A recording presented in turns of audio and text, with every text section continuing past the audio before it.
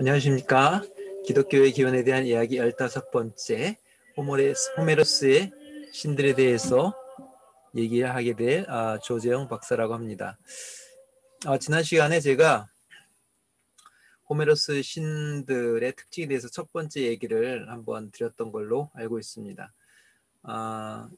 계속해서 제가 오늘도 호메로스 신들의 어떤 특징에 대해서 얘기를 할 텐데 이것을 하기 전에 한 가지 좀 질문이 좀 있어서, 왜 우리가 이런 거를 호메로스 신들을 기독교인들이 또는 이제 비기독교인들이라 하더라도 이제 공부를 해야 되는가 라는 어떤 그런 질문이 있어서 그 부분에 대해서 잠깐 얘기하고 시작하겠습니다.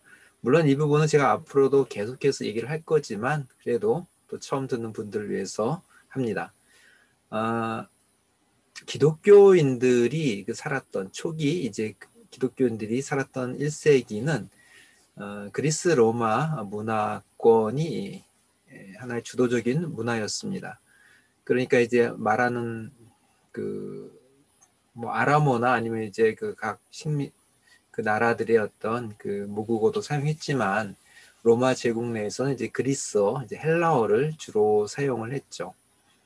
그러다 보니까 이 헬라 문화권에 익숙한 사람들에게 이 초기 교회의 어떤, 특별히 신약성서 기자들은 헬라 문화권에 익숙한 사람들에게 예수님을 또는 기독교를 효과적으로 전파하기 위해서 그들이 알고 있는 개념을 가지고서 설명을 하기 시작한 거예요.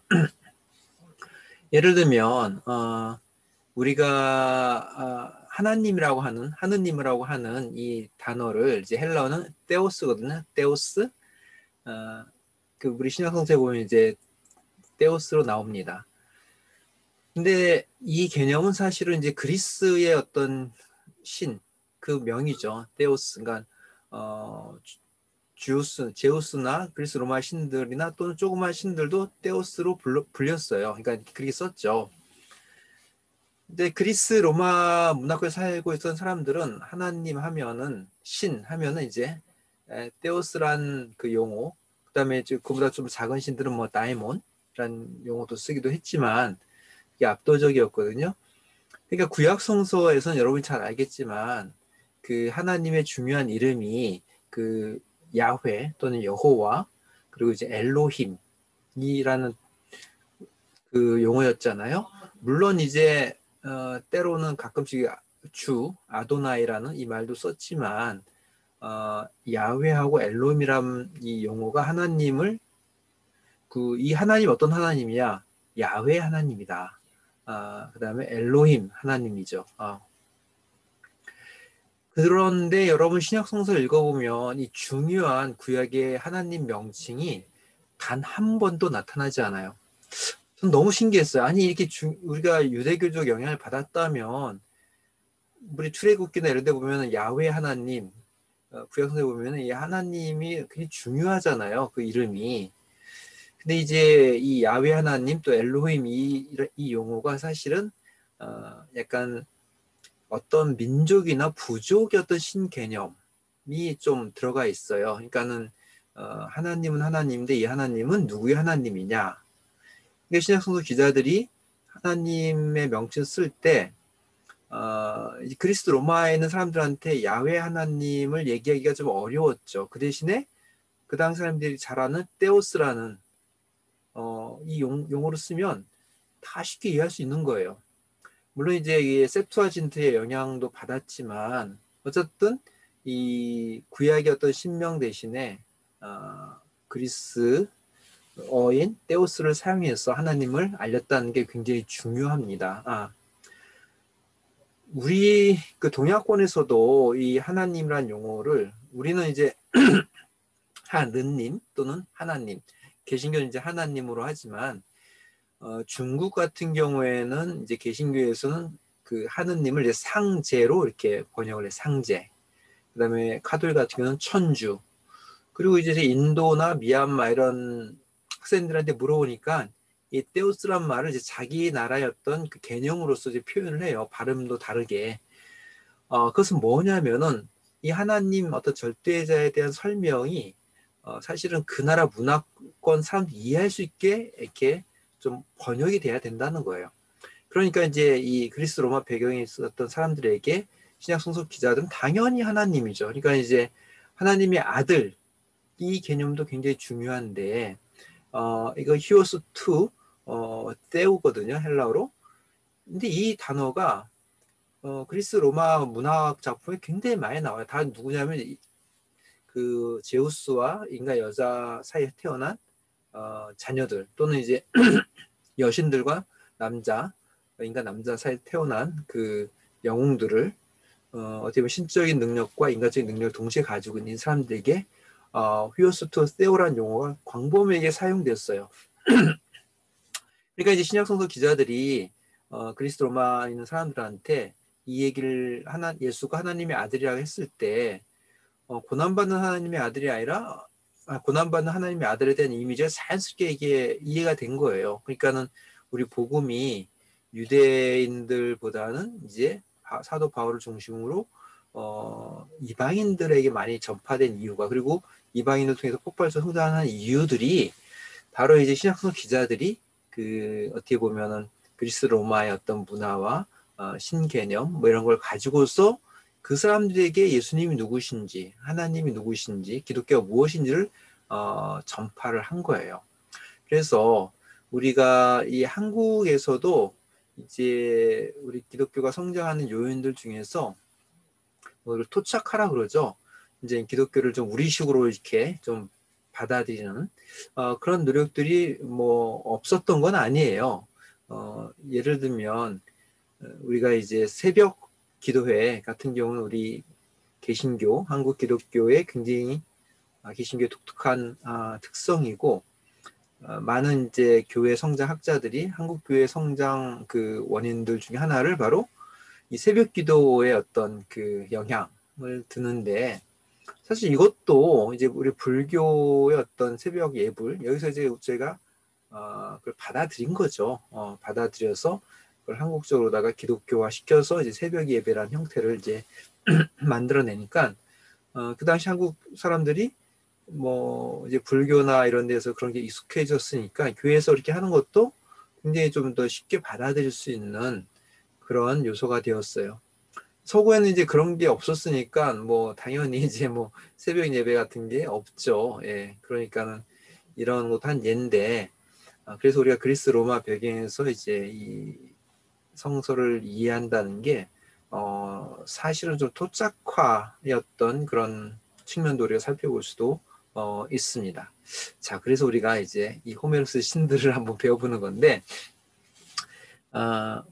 호메로스의 어떤 이 서사시, 그러니까 엘리아스와 오디세이아는 인간 내면의 감정을 이제 인간 내면 서정의 감정을 이제 다루기보다는 영웅들과 신들의 이상적 모습을 주로 다룹니다. 그래서 호메로스에 나온 인간들 보면은 좀 그러니까 주관적 의식이 오늘날의 인간들에 비해서 결핍돼 있어요. 그들은 신들로부터 또 명령을 받으면 즉각적으로 행동을 합니다. 그래서 이제 줄리안 제인스 같은 학자들은 이 호메로스 신들에 나오는 호메로스의 서사시에 나오는 특히 일리아스에 나오는 인간들은 이제 의식이 없었다라는 아주 파격적인 그 주장도 합니다. 그래서 호메로스의 서사시는 신들의 이야기를 통해서 그 당시 인간들이 가졌던 영웅주의적 윤리관 그 모습을 보여줍니다. 그러니까 이제 호메로스 신들의 특징은 인간들과의 관계 속에서 잘 들어주는데 이런 관계를 잘 들어주는 첫 번째 개념이 바로 친근과 소원, 가까움과 멀어짐이라는 개념이에요. 그래서 호메로스 신들은 항상 여러 가지 방법으로 인간들에게 다가가고 자신을 드러내고 또 감추는데 어떻게 보면 이제 신의 전령들이나 사자들을 통해서 들 보내고 때로는 인간의 모습으로 이제 접근하기도 합니다. 예를 들면 이제 일리아스에 보면 일리아스 5권에 디오메데스가 아주 용전붕터하다 열심히 싸우다가 부상을 당해서 지쳐서 앉아 있으니까는 그 디오메데스를 이제 사랑하는 총애하는 아테네 여신이 다가와서 이제 먼저 그를 나무라면서 그다음에 그에게 힘을 북돋아주고 이렇게 얘기를 걸어요.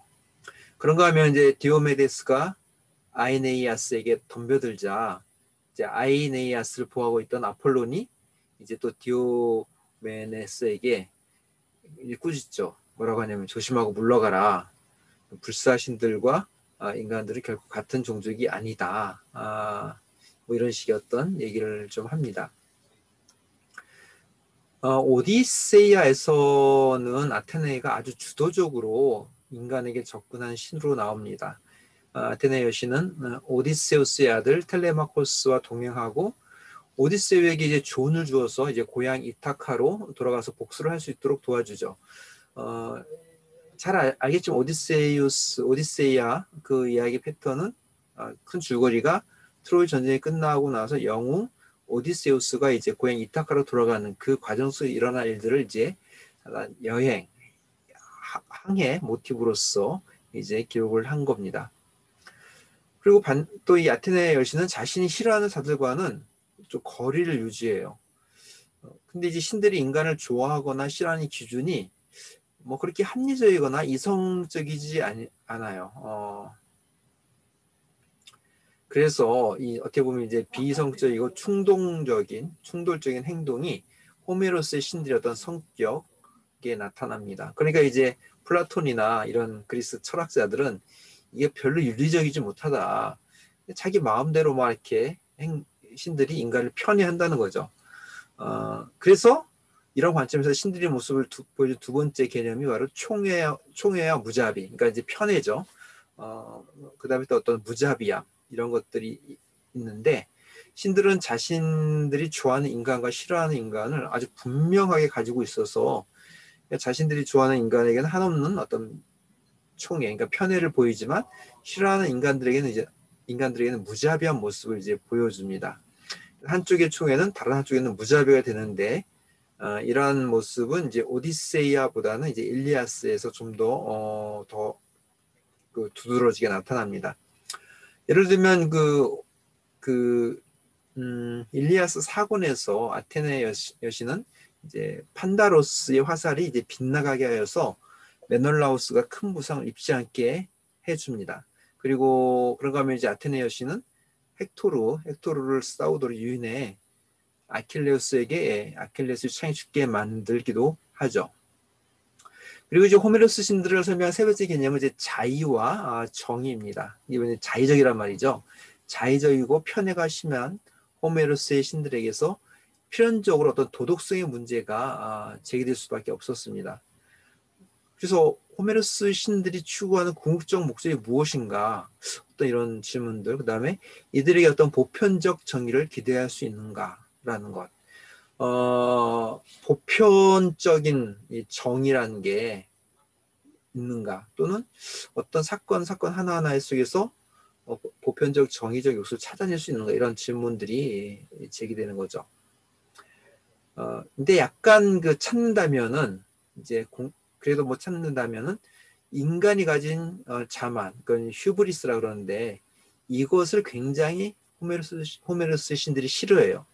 그러니까 어떻게 보면 이제 이 자만한 자에게 특별히 신 앞에서 교만한 자를 벌하는 이런 거에 대해서는 좀 일관된 어떤 도덕적 기준을 가지고 있지만 서로 싸우고 죽이고 시기하고 또한 인간 문제들에 개입해서 인간의 운명을 자신의 충동적 취향대로 몰아가는 모습 속에서 우리가 생각하는 보편적인 정의를 기대하기가 좀 어렵습니다. 예. 그리고 이제 뭐 제우스도 그렇고 신들이 또 인간들 물론 이제 이게 상징적이고 신화적인 모습이 나오지만 인간들의 여자들 또과 어떤 부적절한 관계 뭐 이런 거 뭐 부정 뭐 이런 거를 하는 것들 이런 것들이 좀 이렇게 도덕적 기준으로 판단하기가 좀 어려운. 그래서 이러한 부도덕한 모습은 이제 일리아스에서 더 많이 나타나요. 그러니까는 일리아스가 좀 더 오래됐고 오디세이아는 그것보다 좀 더 발달된 모습을 보여주고 의식의 차원에서 엘리야스에서는 이제 좀 더 인간이 좀 더 충동적이고, 그러니까 신들도 마찬가지고, 근데 이제 오디세이아에서는 좀 더 발달되어 있죠.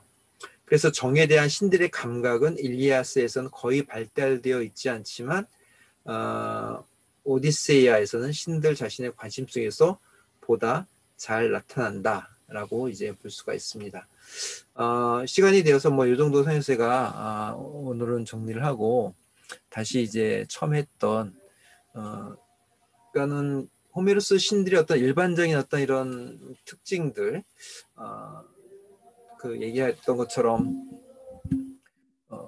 총애와 무자비, 그다음에 소원과 친근과 소원 이런 것들 특징이 사실은 인간들이 어떤 자신들의 어떤 반영한 세계상을 신들을 통해서 이렇게 묘사했을 수도 있다라는 것들을 우리가 좀 생각해 볼 수 있고요.